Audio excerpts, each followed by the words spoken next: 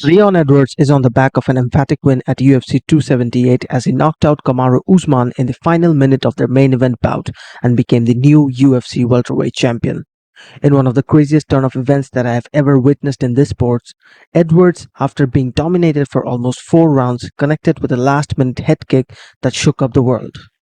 Speaking recently on the MMAR just days after winning the welterweight title, Edwards had this to say.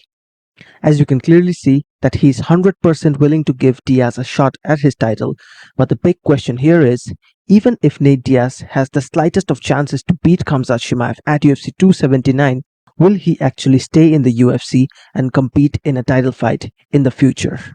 Now, as you might know by now, this is going to be Nate Diaz's final fight in the UFC in his current UFC contract, and he has made it clear that he wants to move on with his career and possibly transition into the world of boxing, which I think is a smart move for Diaz at the age of 37.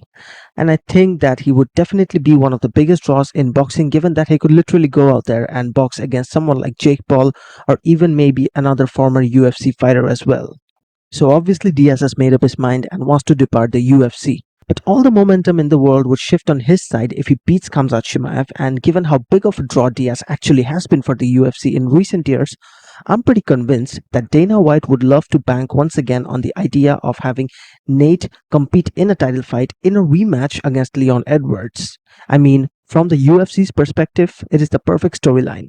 On one hand, you have an underdog like Diaz once again fighting the man whom he almost knocked out in one of his recent fights, and I'm pretty sure the UFC would love to do that rematch only because it could generate them so much cash. Like, could you imagine if the UFC decides to re-sign Diaz on maybe a 3-fight contract, with his first fight being a title shot? I mean, after all, Diaz has just fought for a championship just once in the UFC in the past, and no, I'm not talking about the BMF title, I'm talking about his lightweight title fight against Benson Henderson. Now, there is a lot of complication to all of this. First of all, literally no one in this world probably believes that, other than a handful of you, that Diaz is actually going to beat Khamzat Chimaev at UFC 279. I mean, people are simply expecting Khamzat to decimate Diaz when they finally collide in a few weeks' time. But MMA, as we all know, is a crazy sport, and it's not over till it's over. That is something that both Nate Diaz and Leon Edwards have proved to us in recent times. Edwards was obviously more successful when he knocked out Kamaru Usman after getting dominated for the majority of their fight, whereas Diaz could have easily knocked out Leon Edwards when he had the chance in the final few seconds of their fight at UFC 262, but obviously he didn't do so. Now, the second issue here is whether Diaz would actually accept a new lucrative contract with the UFC.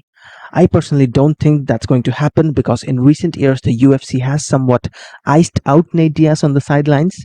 This man has just competed in 5 fights in the last 6 years. So yeah, you could just go ahead and blame the UFC for kind of wasting Nate Diaz's prime years, because after his 2 fights against Conor McGregor in 2016, the UFC definitely shouldn't have wasted 3 more years to find Diaz a fight. Nevertheless, though, for Edwards to go out there and claim that he is willing to give Diaz a title shot was great, even though a lot of it might be due to the factor that he is looking to secure a money fight while being the champion, and Diaz could be the perfect option for that. But personally, I think that there is no way a rematch between those two men is going to happen by any means, even if Nate Diaz somehow gets past Khamzat Chimaev at UFC 279.